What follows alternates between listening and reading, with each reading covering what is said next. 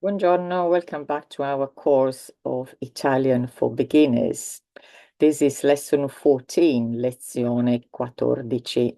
I hope you're enjoying the lessons. I hope that you find them useful. At this point, when you have learned a few verbs and a few nouns and adjectives, so you know how to say certain things, especially basic information, and you want to have maybe more complete sentences, longer sentences, you want to say more. And there is this feeling of having something missing. You want to know those little words that you can use to make longer sentences or to actually link other words together with each other.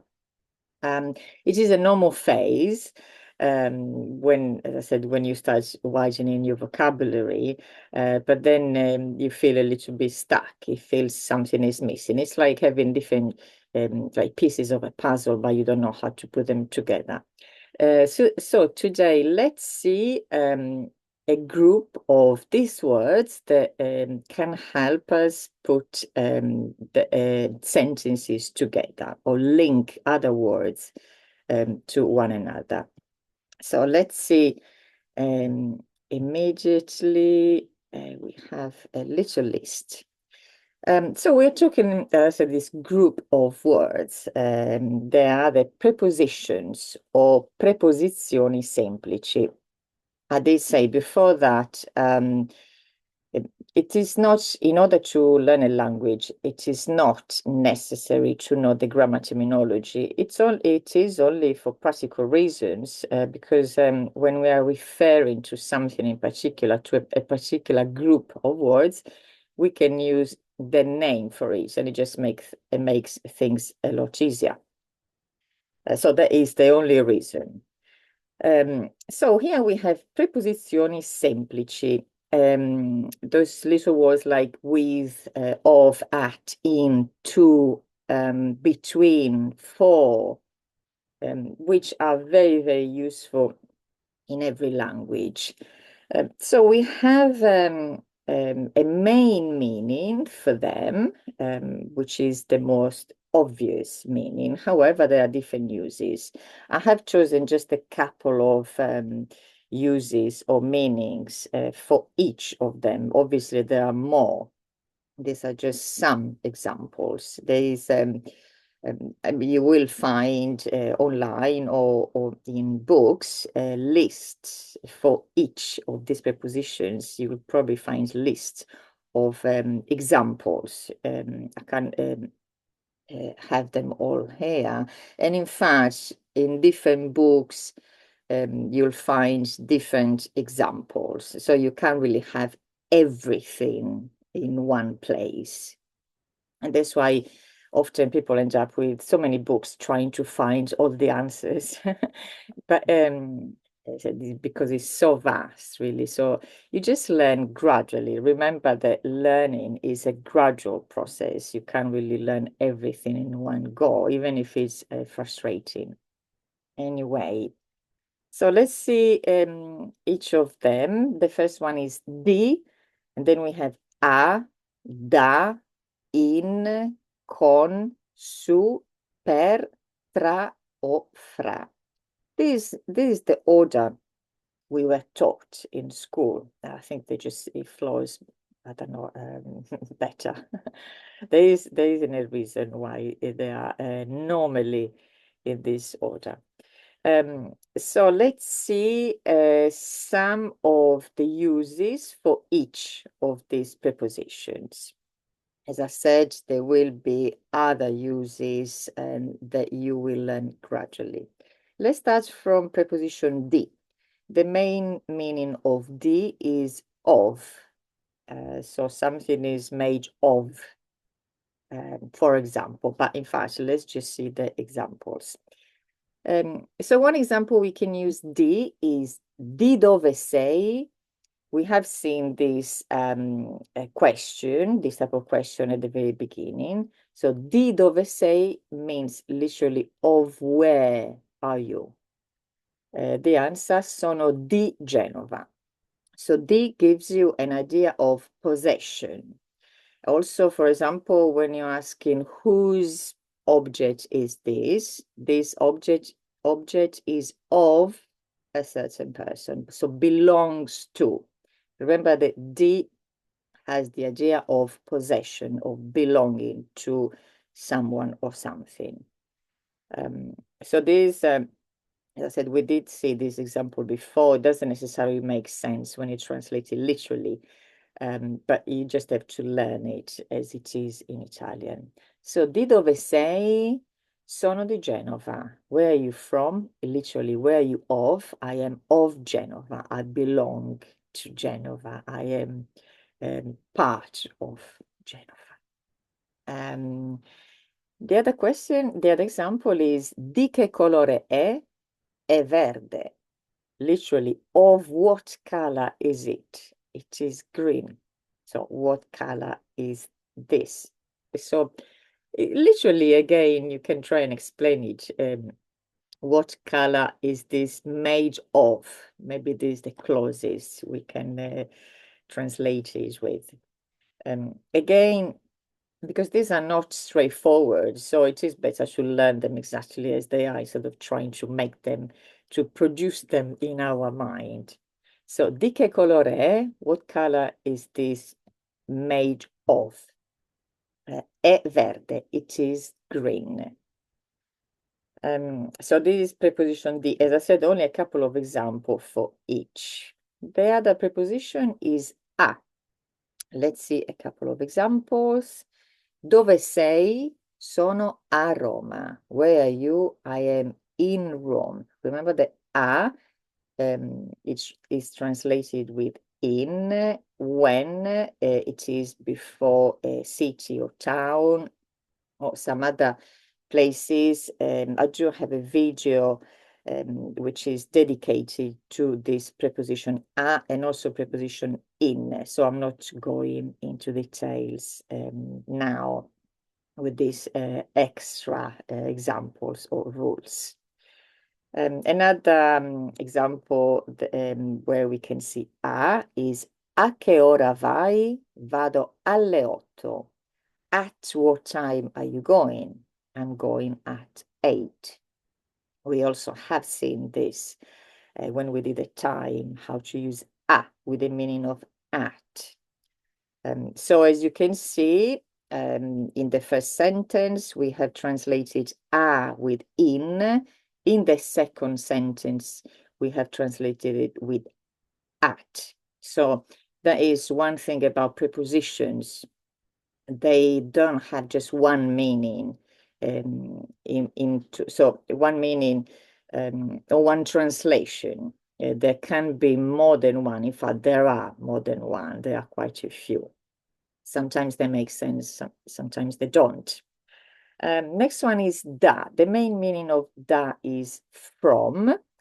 And in fact, that's what we have in the first sentence, the first example. Da dove parti? Parto da Milano. Where are you living from? I'm living from Milan. So this is the, let's say, the main meaning or straightforward meaning. However, we can use it in many other ways. One of these other ways is the second example. Il libro scritto da lui. The book written by him. So that can also mean by. However, be careful, it's not just by in any context, is in this specific context. Something is done or made by a certain person. In this case, you use da. However, be careful. In fact, just to give you an example, a little warning, if you want to say that you're going somewhere by train, you cannot use da. You need to use something else. And that's where the difficulty comes. That sometimes you will translate the same word, the same preposition, we're talking about prepositions in particular, in a certain way. However, also this translation can be this translation can be also of another preposition in another context, completely different. So prepositions in general are some of the most difficult things to learn in another language. Let's see the next preposition. We have preposition in. Sometimes in Italian is also in English, but not always, as we have seen before. Some examples. Vivo in campagna. I live in the countryside. The next one, which I have chosen on purpose because we'll see later on how to compare it with another one. Finisce in 2 ore. So he or she finishes. Here it may sound like finishes in 2 hours time. However, in this case is within 2 hours. So for example, if now it's 9 o'clock and according to this sentence, he or she finishes within 2 hours. So by 11, this person will have finished. It doesn't mean that it will finish in 2 hours at 11, but by 11, which is different. Next one is con. Con probably is the easiest or one of the easiest ones. Con means with. So if we see the examples, andiamo con i nostri amici, we are going with our friends. O ascoltano con attenzione. They listen with attention, so paying attention. We also have preposition su. Main meaning of su is on. However, again, be careful because you cannot translate on in English. You cannot translate it with su every time that you have on. For example, what you cannot do, if you say on Monday, you cannot translate on with su in that case. In fact, in that case, you use nothing. You just don't need anything. If you just say on with the day of the week. Let's see instead a couple of examples where we can use su. So 7 giorni su 7, literally 7 days on 7. In proper English, 7 days out of 7. Or the main meaning, il telefono è sul tavolo. The phone is on the table. So this is the main meaning of su, when something is on top of something. And then we have per. Per is for as main meaning. Like in this first example, questo è per loro. This is for them. However, you can also say sono qui per lavorare. I am here for work, in order to work, with the purpose of working. So this per is for, but also with the purpose of, in order to work. And then we have pra or tra, which are just the same, different but exactly the same. So you can choose one or another. The first example, partiamo fra un'ora. This one, in this case, it means that we are living in an hour's time. So this is different from the previous example when I said that somebody was finishing in 2 ore, with the meaning of within 2 hours. Instead, if you want to say that somebody finishes in 2 hours time, then you use fra. Finisce fra 2 ore means that in 2 hours time he or she will have finished. So this is fra, expression used when we're talking about time. when something is going to happen in the future in a certain amount of time. Another example with fra o tra is when we're talking about space. La banca è tra il museo e l'ufficio postale. The bank is between the museum and the post office. So going back up, as I said, we have all these little words and they have, let's say, a main meaning. However, they also can have other meanings. And you cannot just have one meaning in English, one translation for each of them every time. So sometimes the same preposition will be translated in different ways. This happens obviously in either way, from English into Italian, from Italian into English. So yes, prepositions are not easy. However, again, you just learn them gradually. They are, yeah, quite a vast topic, really, prepositions. So slowly and gradually start learning some of the ways you can use them.